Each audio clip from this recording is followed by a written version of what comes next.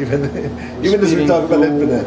We're like traveling over a map where every inch is really hundreds of millions of miles, so to speak, but on the map it's a smaller version.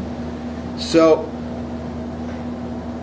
there is actually this idea of Gevura I found in the Kabbalah that discusses like an aspect of Gevura, I think it's Din is actually the word.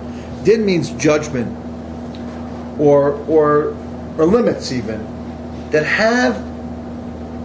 are already on some level there and not there, as Kabbalistic terminology of it was there and not there, because that's something that Kabbalah likes to say, that there's a concept that has some relationship to that place, yet isn't really present in a tangible way. That even within the Or Ein Sof, Shelifnei Atzimtzum, even within the infinite light, before the contraction, there was the attribute of judgment. After all, we say, in the beginning, God wanted to create with the attribute of judgment. Now, you could say that's going on some later stage after the Tzimtzum, but maybe you could even say that even within the Or Ein Sof, even with the infinite light before the contraction, there was already an aspect of limits, or either Malchus of Or Ein Sof, the last level of Or Ein Sof, that is, like you said, it's a shame, it's a name, it wants to relate to us. Could you connect that to what happens after there is a Tzimtzum? In other words, what's the relationship between the before and after? What is left? And why is it necessary to remove the light if anyway you need what's left from the light? We call it the Rishima. We call it this residual energy, this residual light, some type of light that's more finite, that's actually going to be considered the source of the vessels. Could we arguably say that everything we know as a vessel,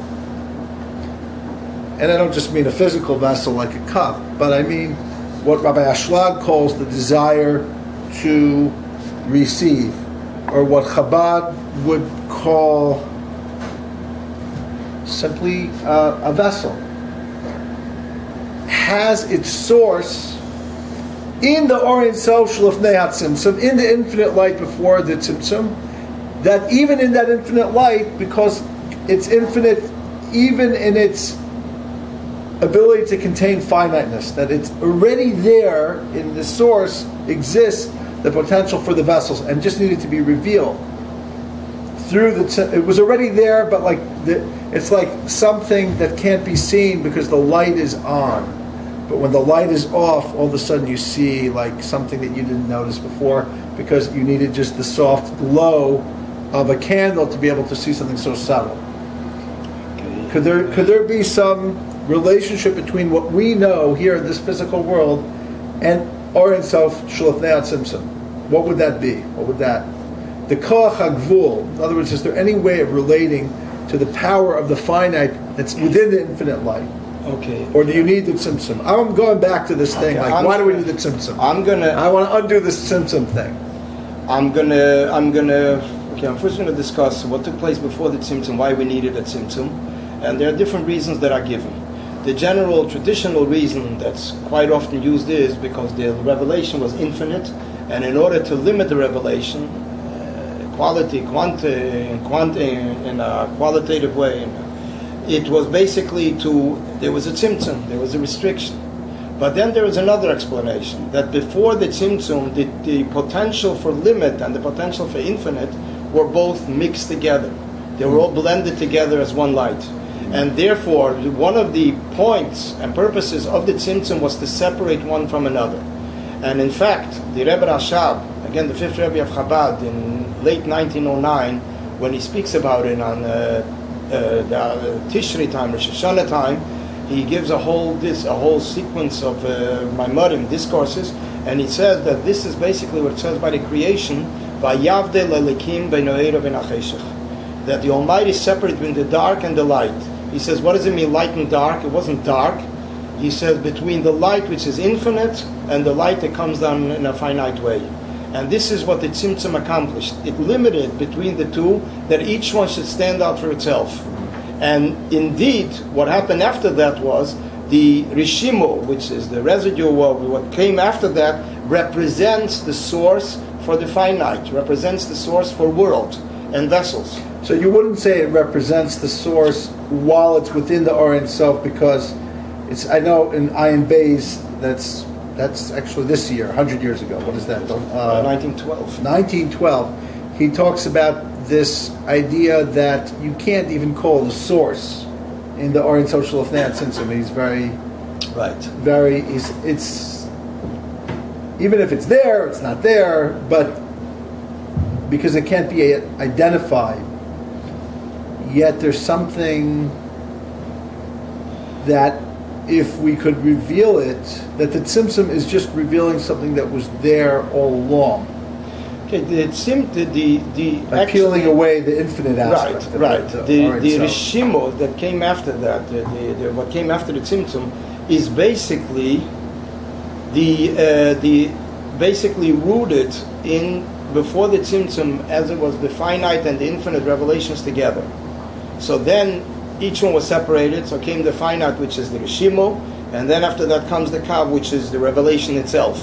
Both of them serve as sources for later worlds, for the lower worlds, for vessels and revelations. That's how it breaks down, these two sources.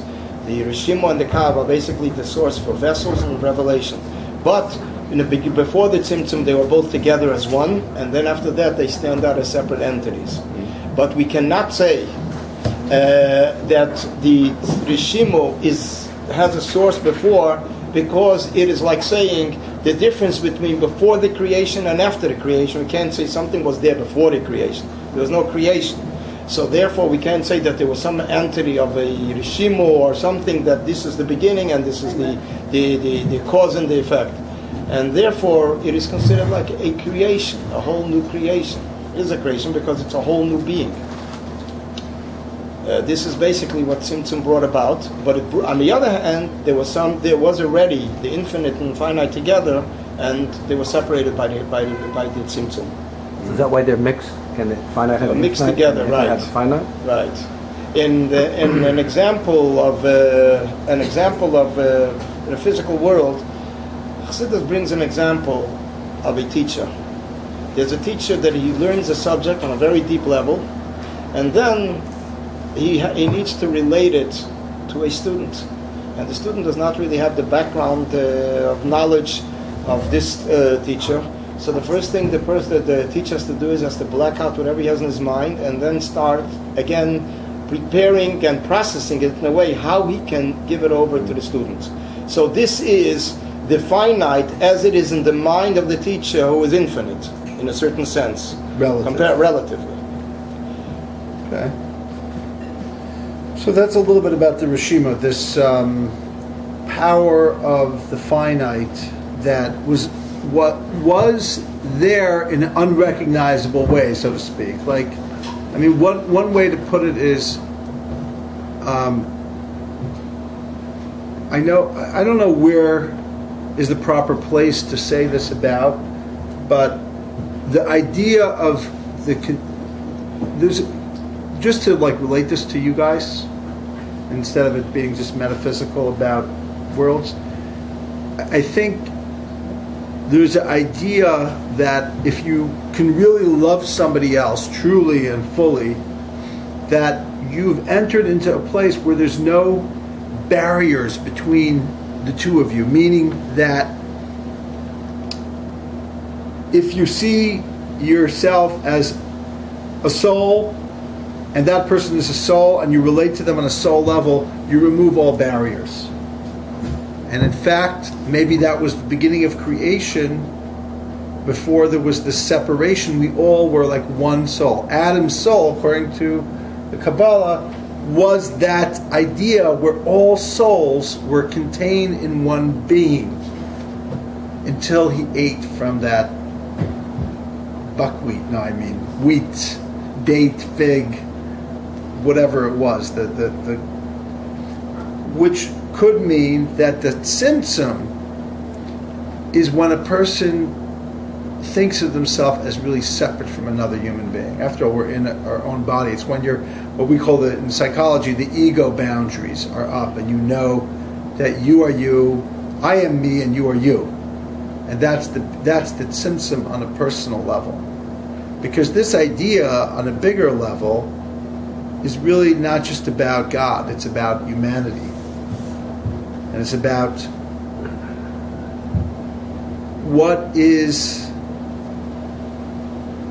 what's the vision for humanity. We need to become independent. I think the word in psychology is we need to individuate. We need to, just like a child needs to become self-sufficient and not need its mother for everything. There's a question when life begins, in terms of like abortion. And the Jewish version of when life begins is when you graduate medical school. Not anymore. Now you have to be a hedge fund manager or something. Anyway, I'm getting off the subject here, but a little humor is in order because we're talking about the Rishimo. But I think we're going to. So what I just wanted to bring out is that Chassidus, one of the powerful things in Chassidus, is that we can take these concepts and understand that there's a continuum of this conversation between understanding the cosmos, understanding the spiritual worlds, and also understanding interpersonal dynamics. And this idea of the tzimtzum, the rishimo. And now let's talk about the kav.